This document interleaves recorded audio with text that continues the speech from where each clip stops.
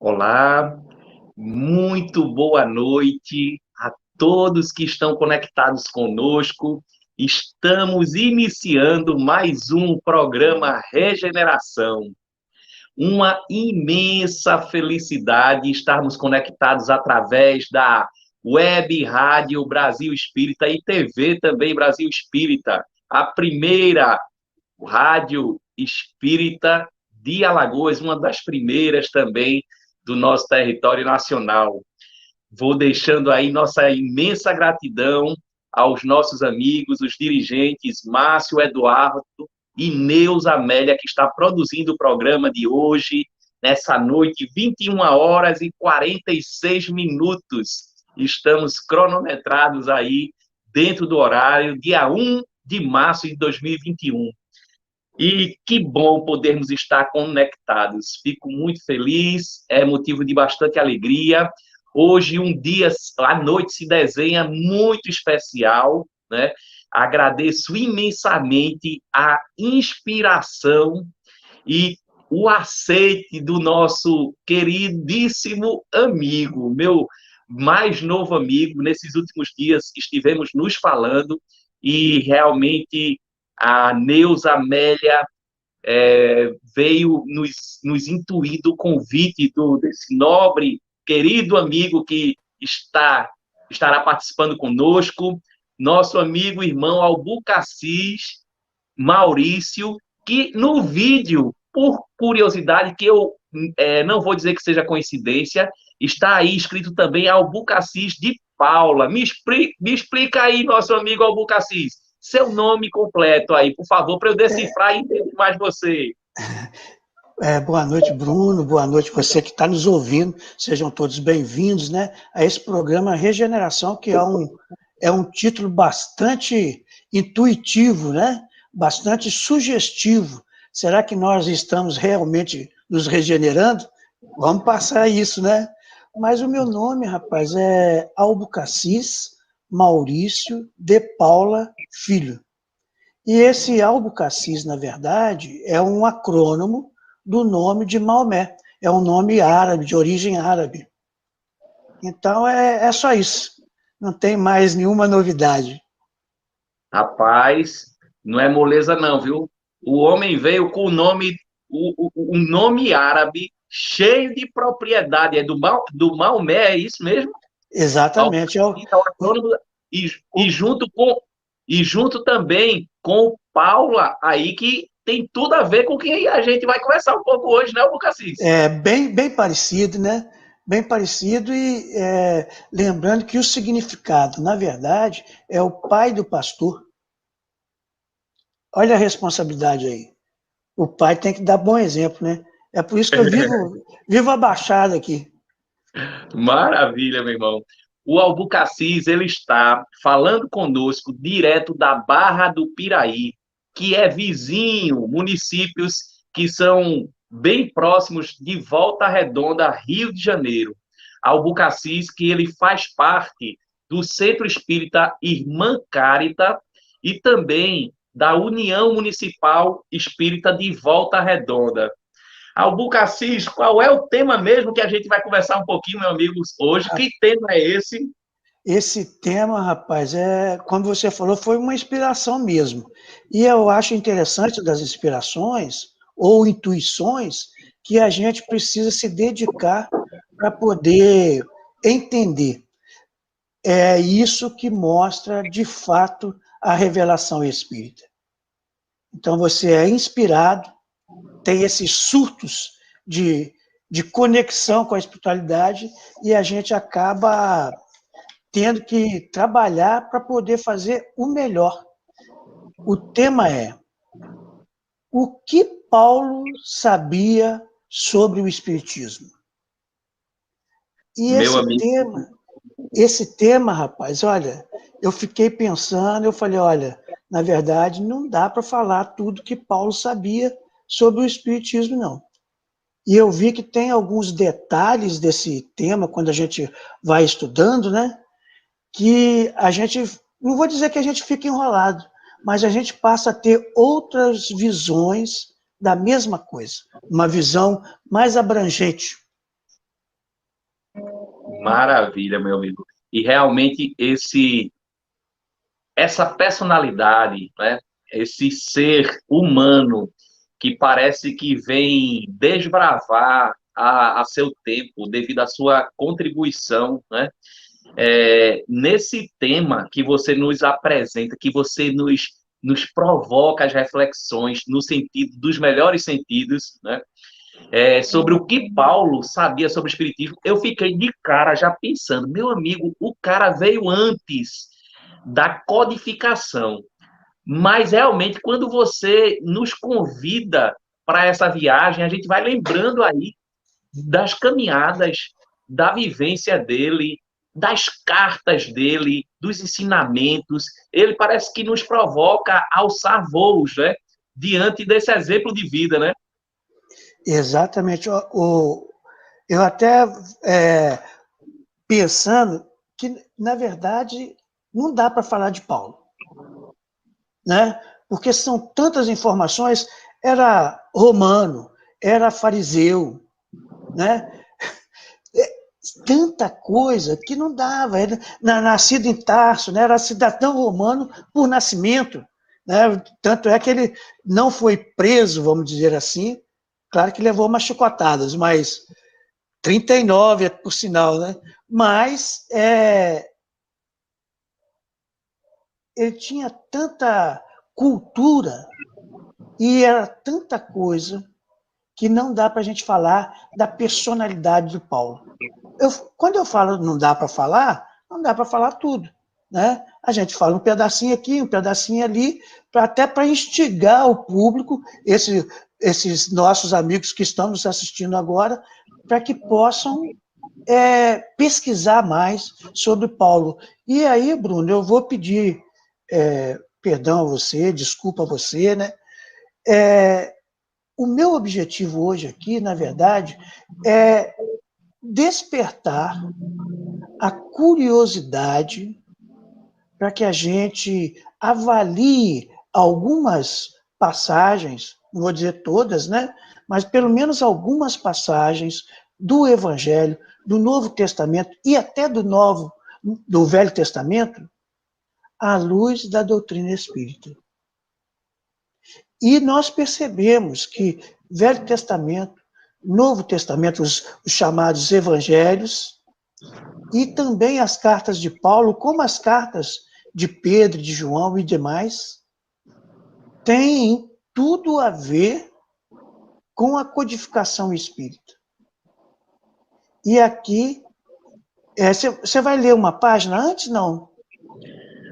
Bom, eu separei uma mensagenzinha aqui curta que eu acho que tem bastante a ver com ele. Eu acho que vai, inclusive, já preparar para o material que já está traçado aí por você, né?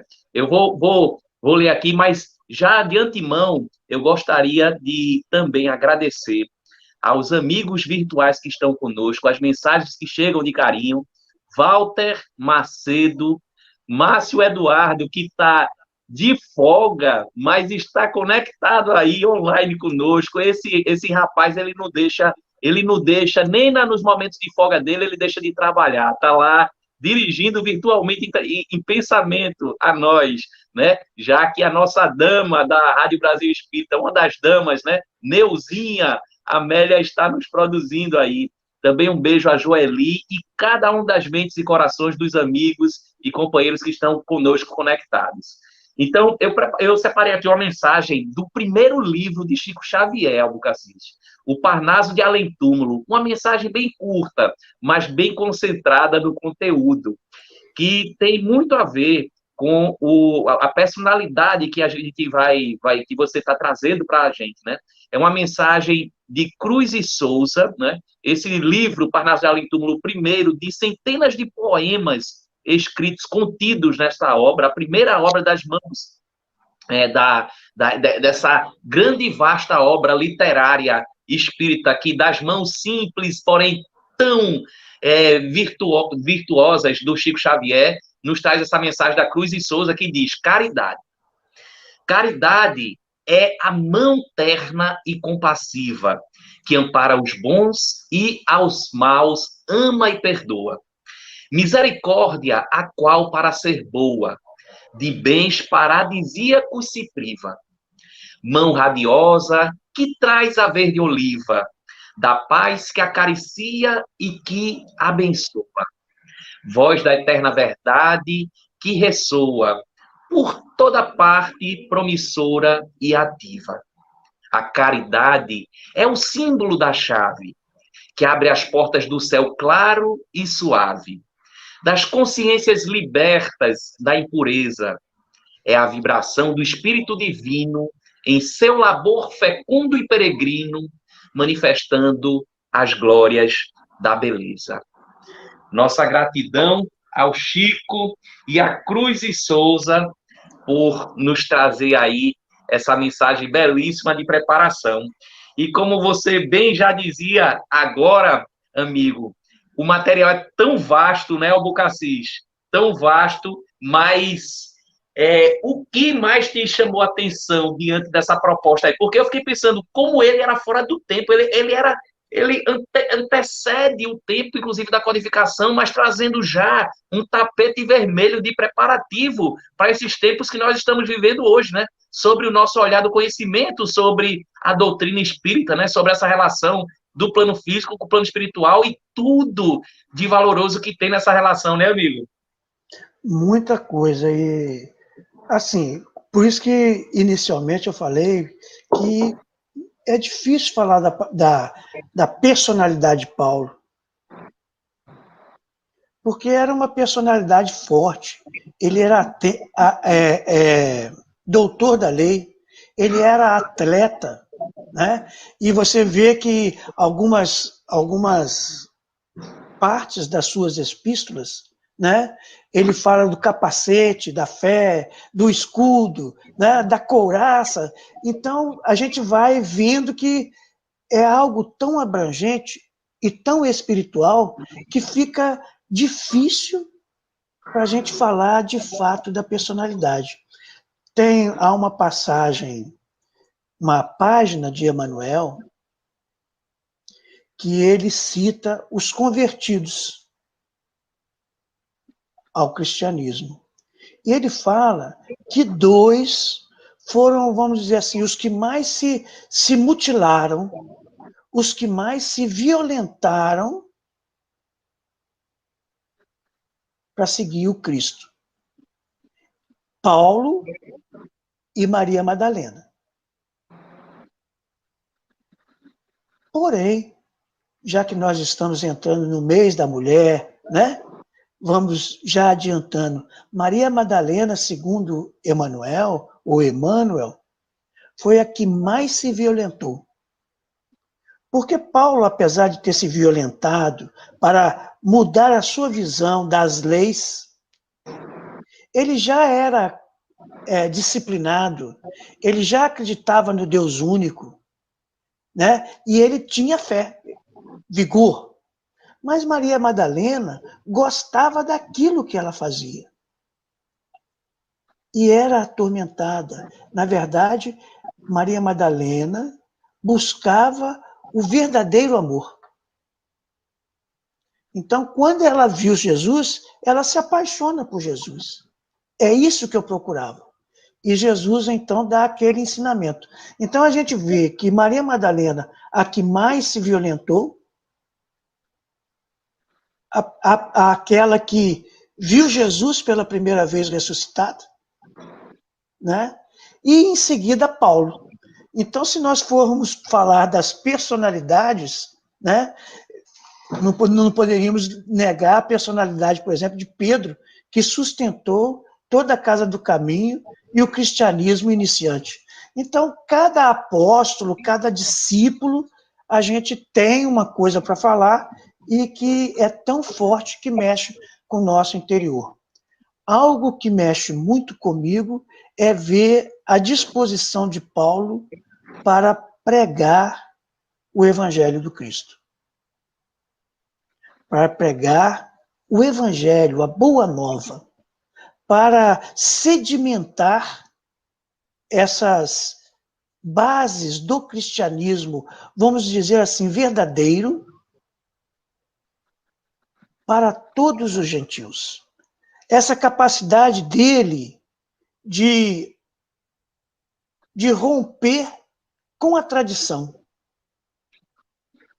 Muitas vezes nós falamos Paulo, o apóstolo dos gentios, né? E valorizamos ele por isso. Mas esquecemos que quando ele foi aos gentios, ele contrariou os primeiros cristãos, os discípulos. Ele foi convocado para isto, por próprio Jesus. E quando a gente estuda essa pequena história, esse primeiro pequeno trecho da história, a gente percebe que os primeiros cristãos, e aí a gente fala de Pedro, de Barnabé, de Tiago, de Tomé, de André, de Bartolomeu, dos dois Tiagos, né? Todos eles queriam pregar o cristianismo para os cristãos. E Paulo fala, não, o cristianismo é universal, o evangelho é universal. Então, inicialmente, ele se indispôs com os discípulos para poder pregar o evangelho a todos. E nós conhecemos a passagem que Jesus diz para nós, ide e pregai o evangelho a toda criatura. Ele não fala aos homens, não. Ele fala pregar o evangelho a todas as criaturas.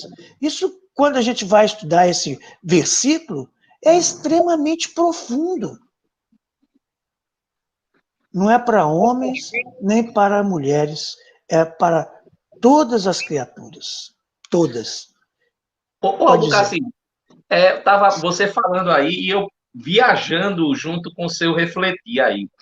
Talvez pela experiência própria do Saulo, né, que se transforma em Paulo, né, como você bem disse, ele hebreu, né, judeu, que viveu e nasceu em Tarso, né, estudou a filosofia, a retórica, né, o pensamento grego, ele que teve acesso e estudou em Jerusalém, se tornando doutor e mestre das leis, que falava e tinha acesso como cidadão romano, né, por ter o título de cidadão romano, ou seja, ele tinha acesso e teve contato, interação, relação aos diversos povos e culturas que eu acho que muito propositadamente fizeram com que ele quebrasse essas barreiras do separativismo, né?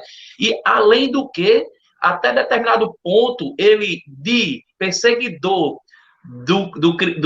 da mensagem do Evangelho do Cristo, ele depois passa a ser um defensor, ou seja, como ele teve uma experiência muito intensa para que isso se tornasse possível a partir dele, não é? Essa inclusão de qualquer diversidade passando a ser possível e realidade de se tornar cristão, né? Dessa ideia do amor ativo.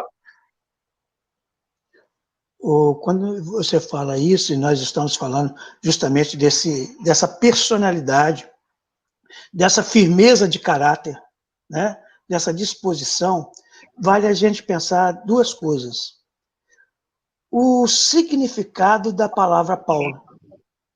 Às vezes a gente não dá conta, né? Mas Paulo significa o que se pediu, o que se orou para ter. Paulo. Entretanto, Saulo significa pequeno, humilde. E a gente vê isso. Quando ele era Paulo, tinha pedido, e ele era grande. Mas depois que ele se converteu, ele passou a ser humilde. Né? E aí a gente vai vendo essa firmeza de personalidade. E, como a gente está falando, se a gente começar a enumerar, a gente não vai falar sobre o que ele sabia de espiritismo. Aí eu pergunto, você que está ouvindo a gente, que está participando com a gente, será que Paulo poderia saber alguma coisa do espiritismo? Porque da doutrina espírita, nós sabemos que ele não poderia saber, porque a doutrina espírita só surgiu em 1857 com a publicação de O Livro dos Espíritos. Então, ele não sabia de doutrina espírita. Porém, ele sabia de espiritismo. E aí a gente pergunta assim, o que é que Paulo sabia de espiritismo?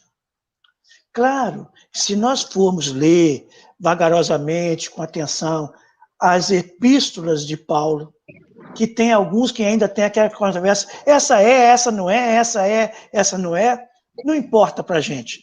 Aquelas epístolas que estão lá aos Romanos, né, aos Tessalonicenses, aos Colossenses, e em especial a Coríntios e Efésios. Na verdade, nós temos, vamos dizer assim, 5 passagens nas epístolas de Paulo, pelo menos 5, eu vou citar 5, pode ser que existam mais, que ele dá a dica de como ele conhecia de espiritismo. Ele não conhecia de doutrina espírita, ele conhecia de espiritismo. E quando a gente vê essa verdade, vamos dizer assim, a gente descobre que o espiritismo é uma coisa grande, enorme, como diz Kardec, que toca em todos os pontos, em todas as ciências, em todas as filosofias, em tudo aquilo que diz respeito à espécie humana. Mas a doutrina espírita é algo um pouco menor, que está em desenvolvimento ainda. A doutrina espírita é uma forma de ver o espiritismo. E Paulo, naquela época, já tinha esta visão do espiritismo. Allan Kardec diz que os fenômenos espíritas sempre existiram. Você que de repente queira, o Walter Macedo, a Joeli, por exemplo, que queira saber, vai lá na questão 222 de O Livro dos Espíritos, que Allan Kardec diz que o espiritismo é uma lei natural, o espiritismo é uma lei natural e que sempre existiu. Então, o espiritismo, na verdade, é uma lei. Se você quiser dizer que o espiritismo é uma doutrina, até pode dizer, não há problema nenhum. Mas o espiritismo é uma lei. E esta lei provoca uma série de fenômenos. E esses fenômenos são chamados de fenômenos espíritas. Os fenômenos espíritas são aqueles fenômenos ligados ao espiritismo. E o espiritismo é aquele que trata da origem, a natureza dos espíritos e a sua comunicação com os homens. Vamos ficar por aqui. A gente poderia avançar mais para falar sobre essa diferença entre espiritismo e doutrina espírita. Mas vamos ficar por aqui. O espiritismo é uma lei, e é uma lei natural. Não é a lei do Bruno, nem do Aldo Cassis. E nem da Neuza que está por trás aí se escondendo. Mas é uma lei natural. É uma lei que sempre existiu. A lei natural, ela tem 2 características. Ela sempre existiu, pelo menos para nós, e ela é perfeita. E mais, ela é verdadeira. É uma lei, como sendo uma lei natural, perfeita e verdadeira, ela não muda. Então, em todas as épocas da humanidade, essa lei sempre se apresenta da mesma forma, obviamente, respeitando as circunstâncias. Então, esta lei que nós chamamos de espiritismo, e quando eu falo nós chamamos, eu estou incluindo aqui Allan Kardec, porque foi ele que disse isso, não fui eu, graças a Deus, né? Então, quando nós estamos falando de espiritismo, nós estamos falando de uma lei natural. Quando nós estamos falando de doutrina espírita, nós estamos falando daquilo que Allan Kardec observou, discutiu com os sábios da época, conversou com vários centros espíritas, teve posse de várias manifestações, de vários escritos, e então, com a luz do bom senso que ele tinha, que dizem que ele era o bom senso reencarnado, com esse bom senso, ele tirou aquilo que era comum de todas as manifestações, de todas as comunicações, de todas as mensagens. Mas ele apenas não pegou o que estava escrito, ele observou o fenômeno. E ele diz, capítulo 3 do Livro dos Médiuns, o espiritismo é algo que deve ser observado e aguardar os resultados. Diferente da doutrina espírita. Da doutrina espírita, você observa no sentido de empregar o espírito para aprender. Então, você aprende aquilo que Allan Kardec escreveu sobre o espiritismo. Mas Allan Kardec, ele presenciou os fenômenos, estudou os fenômenos, discutiu os fenômenos e codificou os fenômenos.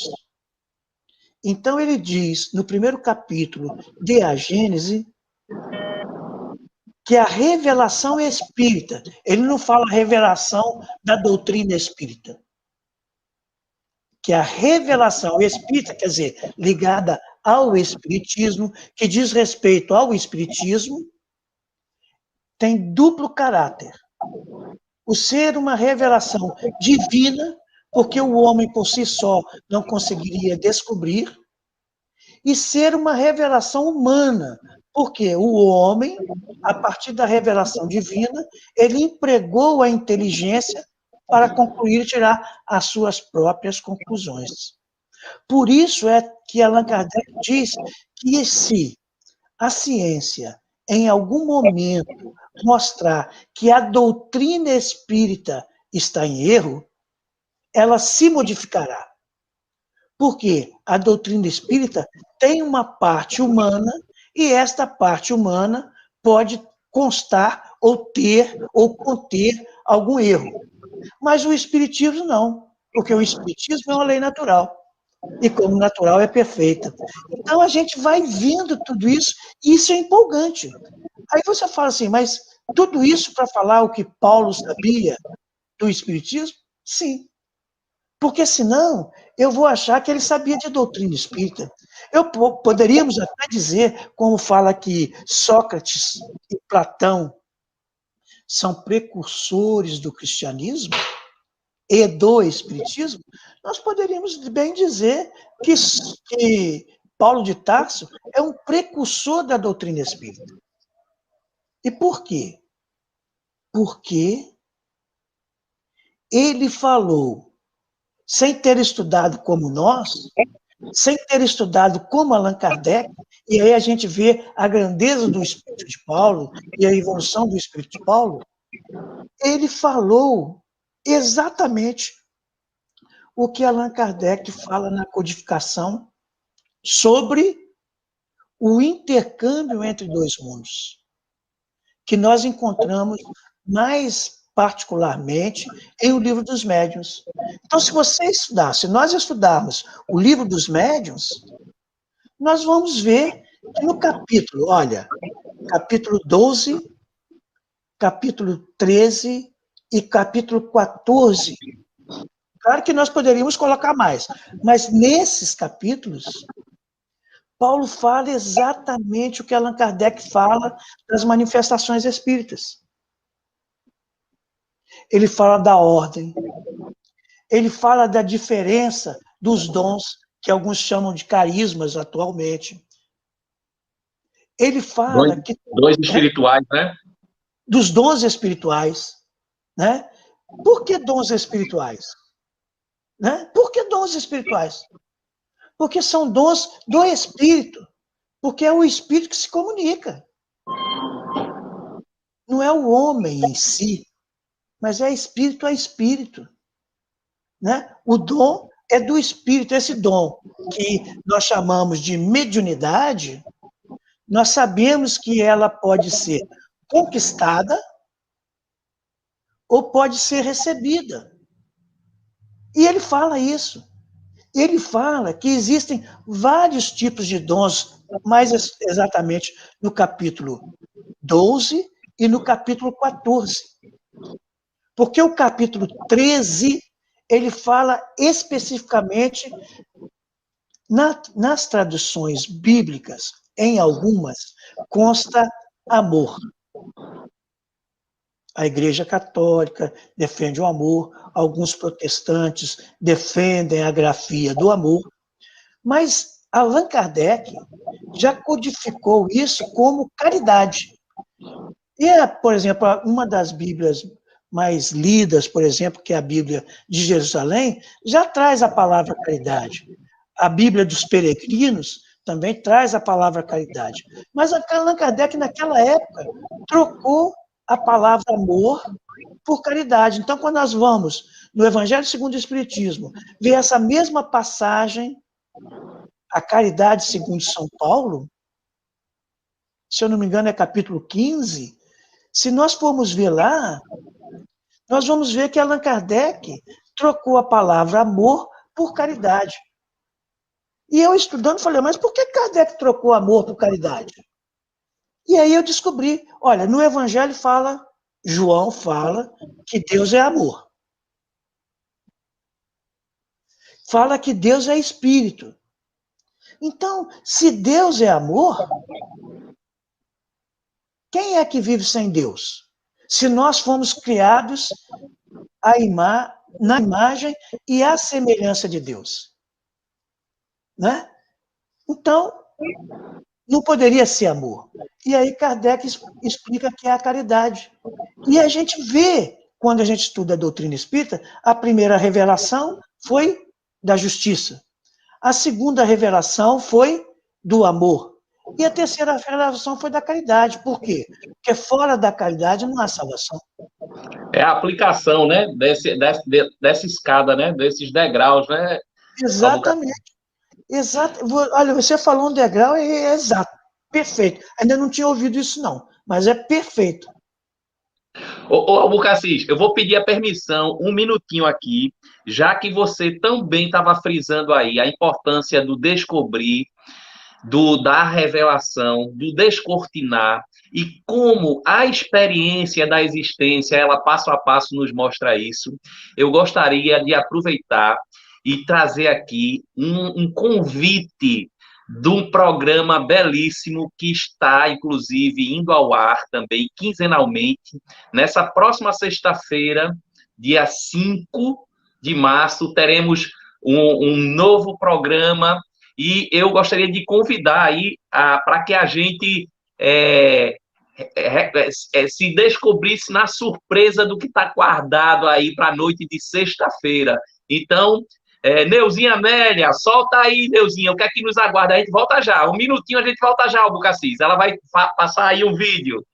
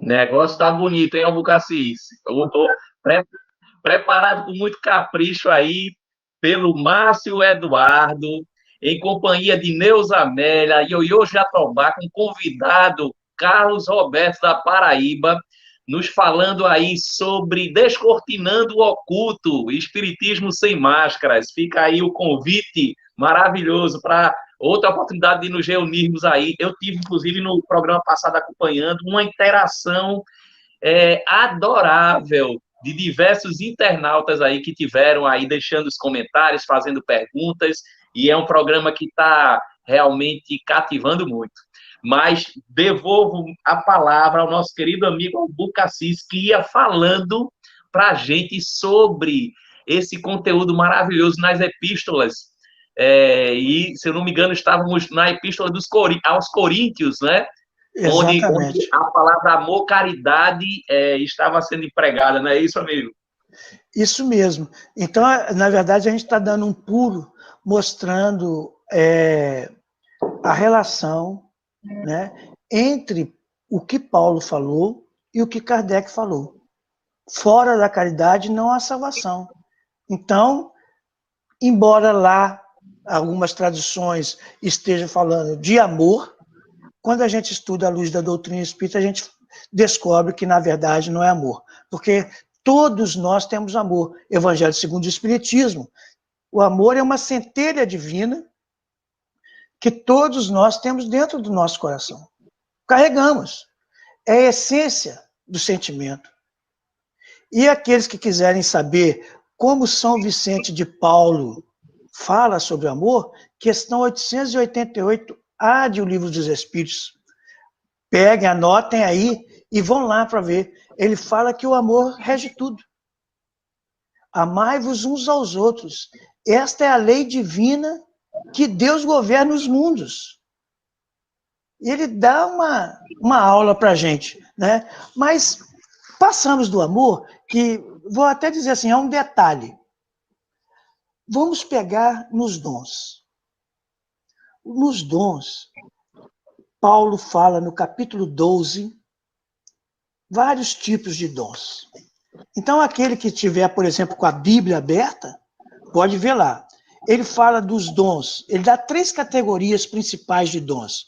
Os dons da pregação, os dons dos milagres e os dons da administração. Então, por exemplo, a gente está vendo aqui que a Neuza e o Márcio estão administrando muito bem isso aí. Isso é um dom. Né? Você vê que tem pessoas que são administradores, ou gerentes, ou supervisores, ou encarregados, que eles têm um dom de lidar. E a gente vê, por exemplo, esse dom em Pedro. Pedro lidava com todo mundo, aconchegava todo mundo, e estava tudo certo. E Paulo, firme, do jeito que era. Então, se nós pegarmos o capítulo 12, nós vemos essas categorias divididas. Né? Então ele fala, eu vou ler aqui só para não perder nada, tá bom, Bruno? Olha só, Claro, fique à vontade. há diversidade de dons, mas o Espírito é o mesmo. Se a gente fosse estudar só esse versículo, que Espírito é esse que é o mesmo? Alguns protestantes dizem que é o Espírito Santo de Deus. A gente não vai entrar nisso, que pode ser e que é mesmo, mas a gente precisa entender. Ele fala assim, a diversidade de ministérios, quer dizer, de trabalhos, mas o Senhor é o mesmo. E lembrando que ele, quando ele fala Senhor, ele não está falando de Deus, ele está falando de Jesus. Né? Há diversidade de operações, mas é o mesmo Deus que opera tudo. Então, quando eu li isso aqui, eu lembrei de Paulo. Lá em Corinto, começou a haver uma disputa. Paulo edificou a igreja, né? Instalou a igreja, deu suporte à igreja, mas ele se afastou. E aí chegaram outros, especialmente Áquila e Apolo. E Apolo, você ia falar o nome da moça que eu esqueci. Prisca. Prisca, né? Então, isso, exatamente. Aí, obrigado pela lembrança aí, o Eu que Bruno. agradeço, amigo. Aí o que acontece? Aí Paulo plantou o evangelho lá. Implantou o evangelho. Igual a gente implanta o evangelho, o culto do evangelho no lar. Né? Muito bem. Aí chegou o Apolo. E o Apolo começou a dar continuidade àquilo. E aí, como havia uma diversidade muito grande em Corinto, todos os templos, tinha inúmeros templos, igual em Éfeso, vários templos. E o templo mais frequentado, se assim podemos dizer, em Corinto, era o templo de Efrodite, a deusa do amor. Então havia vamos falar assim, uma promiscuidade muito grande. Muito bem. Quando o cristianismo surgiu e atendendo aos pobres, houve um problema, uma perseguição. Tanto é que Paulo foi perseguido e açoitado lá. Muito bem. Apolo chegou e deu continuidade. Então surgiu. Uns diziam, eu sou de Paulo, outros diziam, eu sou de Apolo. E o pessoal de Corinto ficou dividido. Além das fofocas que existiam lá também, tá? Lá também existia bastante fofoca. Eu sei que no meio Existia fake espírita não news. existe. Existia fake news lá naquela época. Tinha também. E claro que a gente sabe que no centro espírita não tem isso, né? Mas vamos lá. Aí o que acontece? Chamaram Paulo. E aí Paulo escreve a carta e ele fala assim: eu plantei, Apolo regou, mas quem fez crescer foi Deus. Então, olha só, não é aqui? Há diversidade de operações, mas o mesmo Deus opera tudo, em todos. Então, a faculdade que nós temos é Deus que opera, através de seus mensageiros. Nós sabemos disso. Mas é Deus que opera, rapaz. Então, tudo vem de Deus. João já fala que o que é divino vem do alto. O resto. Estamos recebendo aí várias outras mensagens de carinho aí, Albucacis, É mesmo? embalados nessa sua reflexão, no seu pensamento, dos conteúdos trazidos através de você. Aí deixou uma mensagem, eu vi agora há pouco, minha mãezinha, Jo Leal, lá de Recife, Joeli também aí participando conosco, o Walter Macedo nos trazendo aí contribuições justamente sobre isso, sobre as suas palavras que nos conduz a como nos sensibilizamos, né? Você falando aí, Albucacis, aí eu me lembrando sobre aqueles degraus, né? A lei de Jacques, né? Justiça, amor e caridade, né? Aí eu estava lembrando, a justiça da gente compreender o que é certo e o que é errado, né? O amor, que é nos sensibilizarmos diante desse conhecimento e do sentimento que está preenchido em tudo, que nem você fala, né? E a caridade, que a gente justamente aplicar o saber e o sentir, como Paulo também se deixou levar, né?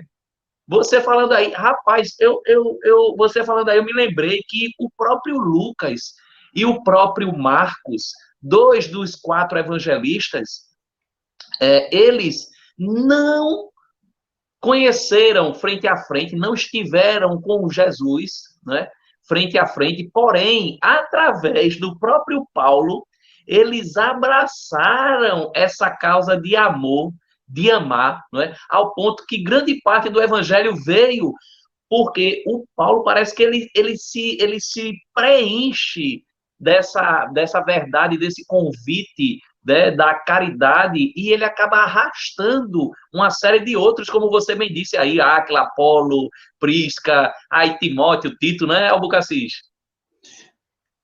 Rapaz.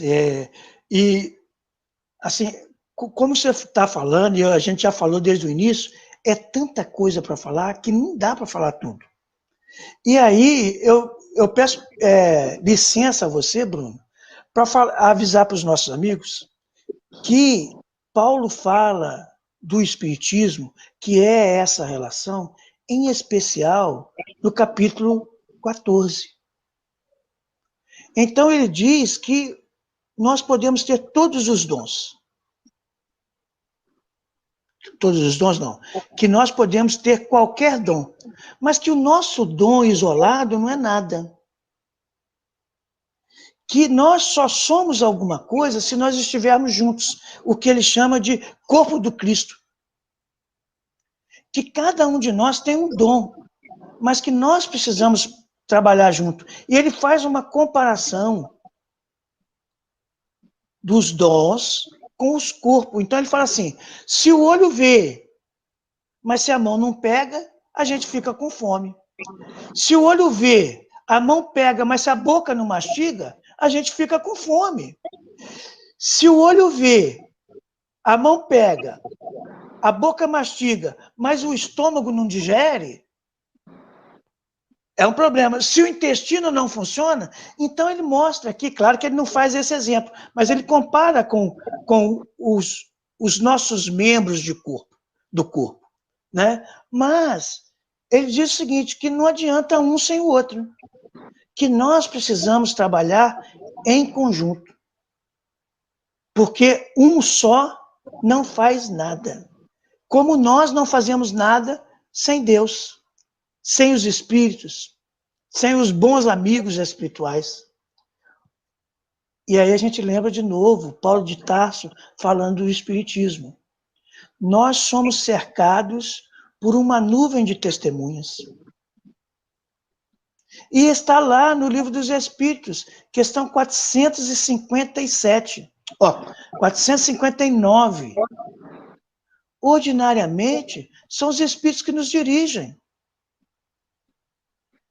nos influenciando via pensamento. Então, fazer essa relação do espiritismo, não é da doutrina espírita, do espiritismo, que é esse intercâmbio, que é essa relação, que é essa lei que rege a comunicação entre dois planos vibratórios diferentes. E eu digo dois planos vibratórios diferentes, porque a gente falaria assim, entre o mundo visível e o mundo invisível. Mas a gente só vê aquilo que está no nosso padrão vibratório. Aquilo que está fora do nosso padrão vibratório, a gente não vê. Tanto é, e às vezes nem se sintoniza. Por quê? Você vê que no intercâmbio mediúnico, nós precisamos elevar o padrão vibratório, para quê? Para nos sintonizar com os espíritos mais elevados que nós. E eles precisam abaixar o padrão vibratório para que a gente consiga captá-los. Isso é espiritismo. Isso não é doutrina espírita. A doutrina espírita explica isso. Por quê? Lei de simpatia, da vibração, da sintonia, de acordo com o grau evolutivo de cada um, de acordo com a personalidade, com o entendimento de cada um. Os espíritos só utilizam aquilo que nós temos. Então, se nós queremos ser, por exemplo, bons médiuns, o que nós precisamos fazer? Nos preparar. E nos preparar não é só lendo, não é só estudando. Porque quando nós lemos, nós estudamos, os espíritos vão utilizar aquilo que nós possuímos no nosso cérebro. Não só o cérebro físico, se assim podemos dizer, mas o cérebro espiritual. O próprio espírito, que é o conhecimento do espírito. Mas se nós não estudarmos, como é que vai ser? E aí eu pergunto, você estuda o espiritismo ou você estuda a doutrina espírita?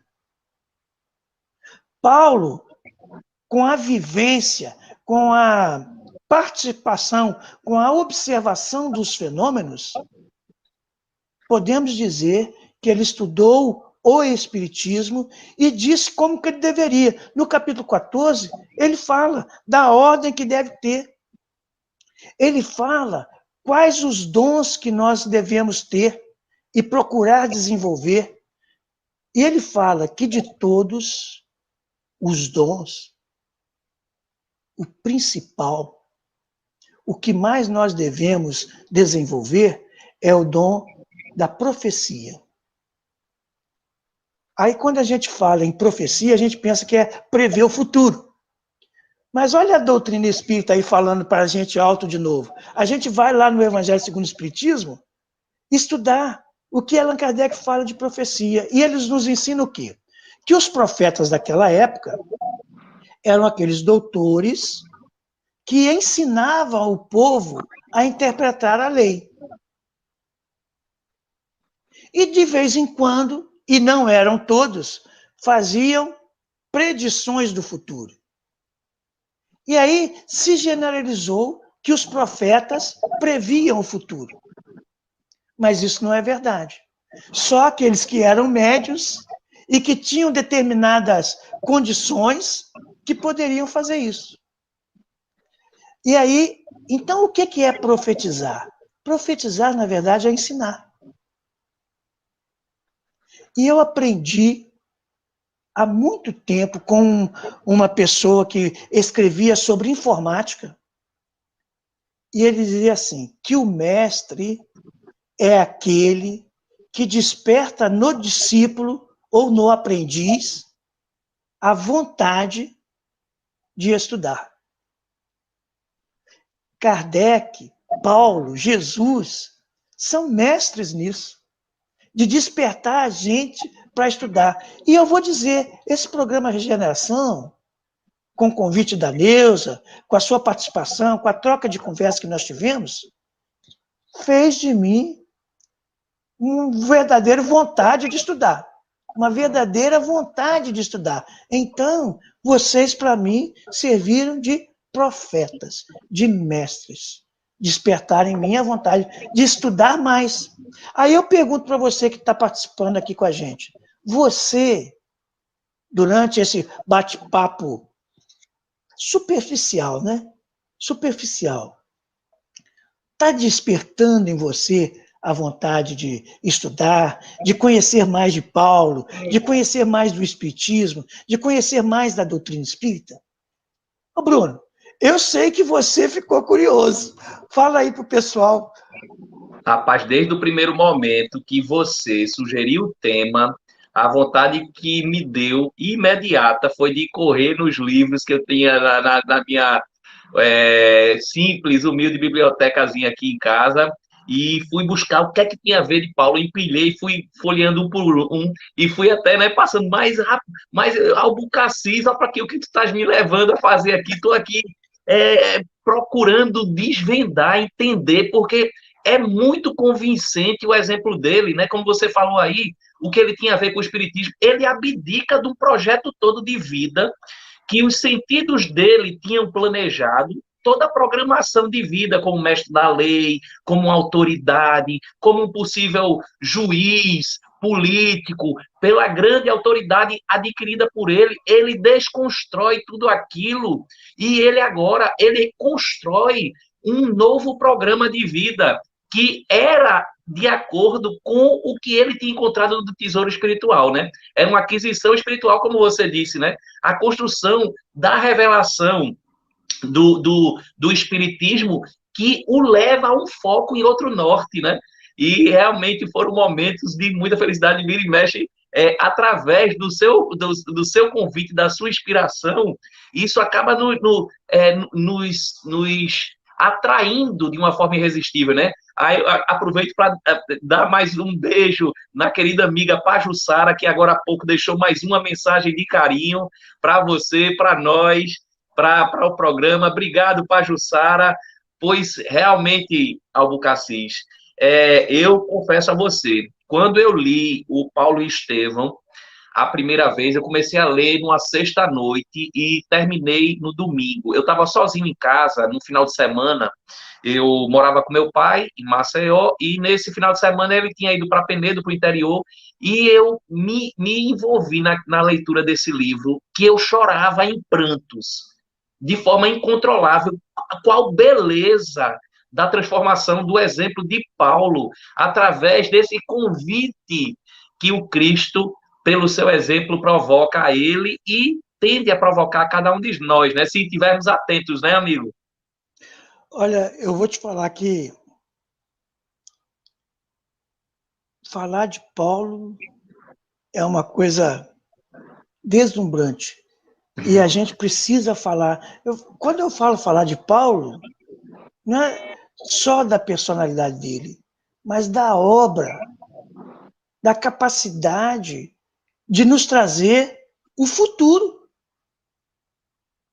Hoje, se eu pego a Epístola 14, ele fala assim, é necessário ordem no templo, na igreja. Quando um falar, a gente tem um ditado popular, né? Quando um fala, o outro murcha a orelha. Ele falava isso. Que profetize, ou seja, que profetize um ou dois. Então, na reunião mediúnica, o que acontece? A gente vai para a reunião mediúnica, uma ou duas manifestações simultâneas, para que todos aprendam. Se falar em línguas, tem que haver intérprete. Quer dizer, não adianta o espírito chegar lá, falar inglês e ninguém entender inglês. Né? Falar em árabe e ninguém entende árabe. Então, tem que ter intérprete. Ou então, aquele que fala em língua tem que saber interpretar. Mas aí, como é que nós vamos saber se é verdade ou é mentira? Só à luz da razão, só à luz do estudo. Então, ele diz isso, que a gente precisa de todos. Que haja intérprete, tem o dom da interpretação. Ou seja, você vê lá os dialogadores na doutrina espírita, na reunião mediúnica. Nós vemos os interpretadores daqueles que coordenam grupos de estudo sistematizado. Aqueles que coordenam são profetas. Os professores são profetas. Eles ensinam, eles revelam para nós aquilo que está oculto para nós. Eles conhecem, mas nós não. Então, profetizar é isto, de acordo com Allan Kardec, é revelar aquilo que está escondido. E nós vemos aqui, nesses 3 capítulos, que o que está escondido é o Espiritismo. E que Paulo, com as suas palavras, além de revelar o Espiritismo, quer dizer, esta lei, ele mostra como utilizar e como se comportar com essa lei. E Allan Kardec fala a mesma coisa em O Livro dos Médiuns. Então ele fala, procure todos os dons, mas que o nosso dom seja para o bem, que o nosso dom seja para edificar. Ele até fala assim, para exortar. Eu perguntaria, será que nós estamos exortando a todos? Para exortar, para edificar. O que nós estamos edificando agora? Será que está criando alguma base? Como diz o outro, está caindo a ficha? E para consolar. Consolar é o que Paulo fala no capítulo 13, versículo 13. Agora permanece os 3. A fé, a esperança e o amor, que nós entendemos como caridade. Mas o maior deste é o amor. E ele começa o 14. Seguir o amor. E procurai com zelo os dons espirituais, mas principalmente o de profetizar. Então, isso é o que nos consola. E se você, eu vou pedir mais um minutinho para você, Bruno. Se você que está me ouvindo, você que está aqui participando conosco, Allan Kardec diz que o Espiritismo é o resultado de uma convicção íntima, que todos podem adquirir, independente da qualidade de sábios. Então, nós não precisamos ser doutores, ter nenhum título, nós não precisamos saber ler nem escrever para conhecer o Espiritismo. Para conhecer a doutrina, sim. E mais, Allan Kardec diz que para conhecer a doutrina não precisa ser doutor, não precisa ter uma inteligência fora do comum. E aqui está a prova disso. De analfabeto, depois de analfabeto funcional, hoje eu já estou um pouco melhor, graças ao estudo da doutrina. Paz a todos vocês. Rapaz, amigo Albucacis, eu não sei nem como agradecer, mas realmente você nos encantou no sentido de nos maravilhar com a sua humildade, com a sua gentileza, com o seu carisma como um dos dons de trazer apontamentos e reflexões tão importantes e úteis para a gente, né? Nesses tempos que nós estamos precisando tanto de refletirmos sobre as doenças, as curas, o Cristo como médico divino e o Paulo assumindo como um continuador, assim como a própria doutrina espírita que nos dá a fé, a esperança e nos convida para a caridade, como esse processo de galgar, né, das nossas curas necessárias a fim de que nos libertemos de nossas doenças e conquistemos, né, os nossos avanços. Realmente, quanto precisamos nos aproximar de Cristo e como há de nos satisfazer esse convite maravilhoso, né? Gratidão imensa, meu amigo Albucacis. Espero que em breve eu tenha a oportunidade de poder escutá-lo e viver momentos maravilhosos como esse contigo, junto com cada um dos que estiveram aí dirigindo e coordenando o programa de hoje, Neuzinha, Márcio lá vibrando por nós, e cada um, Ioiô, e todos que compõem a família Viana de Carvalho, da Web Rádio Brasil Espírita e TV Brasil Espírita, e cada um dos amigos internautas que estiveram conosco. Vou deixar abrir aí a sua fala final para a gente dar o um encerramento. Desde já, um beijo fraterno no seu coração, minha imensa gratidão, amigo Albucacis. Eu é que agradeço, né? E sempre que tiver a oportunidade, se Deus quiser, eu estarei à disposição para estar com vocês, né? Estudando a doutrina espírita, né? Estudando aquilo que já foi escrito. E às vezes vem uma pergunta, então. O nome do programa é Regeneração.